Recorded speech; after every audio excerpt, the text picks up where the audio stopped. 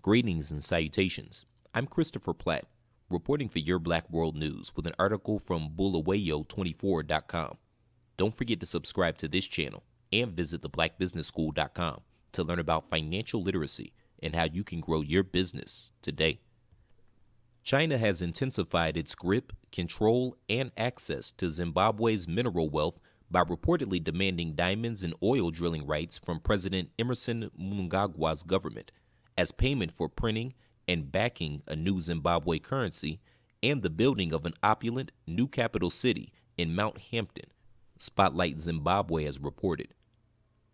The new Zimbabwe dollar is expected to be launched in early 2020 to repeal and replace the surrogate currency of bond notes, and will be backed by the country's diamond and gold reserves, supported by Beijing, which holds the largest diamond reserves in Asia.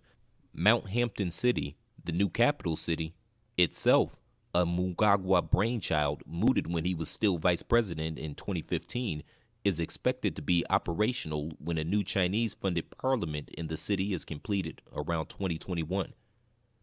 Mount Hampton is situated some 20 kilometers from central Harare and is also nearby to the landmark Charles Prince Airport in Mashonaland, East Providence. Prominent features of the new capital, which is part of a grand strategy to decongest Harare and designed in the mold of South Africa's economic capital, Johannesburg, include a university, technology center, schools, churches, hospitals, industrial sites, residential areas, shopping malls, and hotels.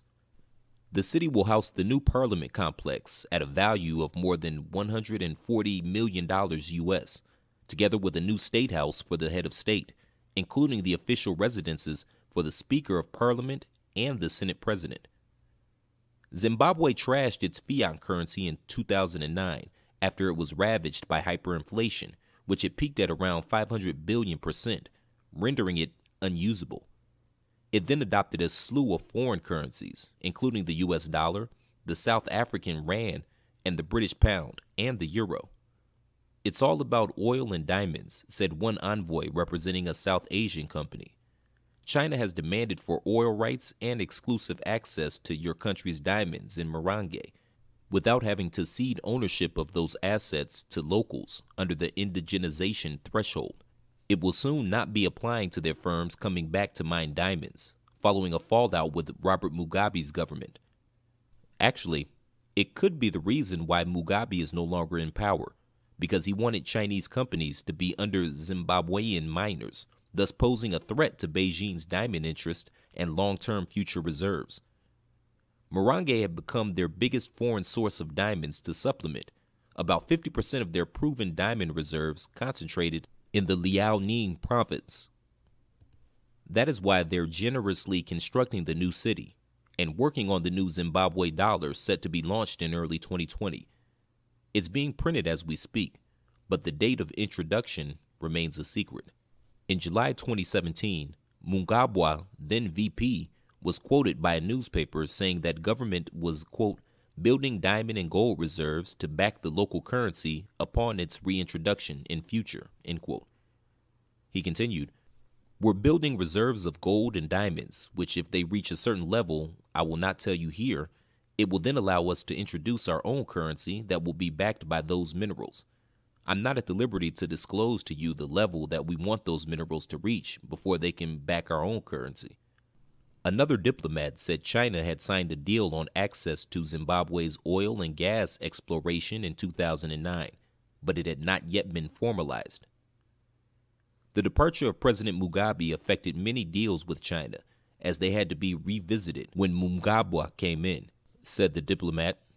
They're in desperate need to secure oil for future energy security, and the 2009 deal, now formalized, gives them oil and gas exploration rights covering millions of acres of land on the Zambezi Valley, amid strong belief that this country holds huge oil and natural gas deposits, according to feasibility studies conducted by a 5-member team of Chinese oil experts that has been residents in Zimbabwe since 2008. Major players in the deal includes senior military and intelligence officers, Mnangagwa's ZANU-PF party, China Senegal International Limited, China National Petroleum Corporation, and the China Development Bank. Not everything makes it into the newspapers, but Zimbabwe will soon have a new currency and capital city because this deal has been sealed, and your president is coming up with a favorable new diamond policy to appease China, which should be signed into law soon, the diplomat stated. According to the U.S. Energy Information Administration, or the EIA, China is going to be having about 120 million private cars by 2020 and is projected to import at least 60% of its oil requirements. Oil exploration and production has now become one of the key areas of Beijing's foreign investments in Zimbabwe and Africa. The Asian economic powerhouse has also increased its diplomatic and economic engagement in southern Africa, especially with South Africa and Angola. Despite not importing oil products from South Africa, China has set out to benefit and acquire South Africa's technology in the energy sector, particularly the advanced refining and gasification infrastructure of Sasol, a South African-based international firm. The Chinese embassy could not provide comment, as acting Chinese ambassador to Zimbabwe, Zhao Baogang, was said to be out of the office for the day yesterday afternoon.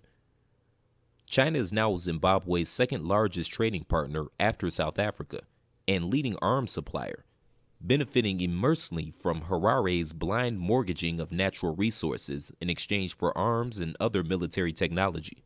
The government has already granted China mineral concessions for gold, platinum, lithium, aluminum, and zinc, to mention but a few.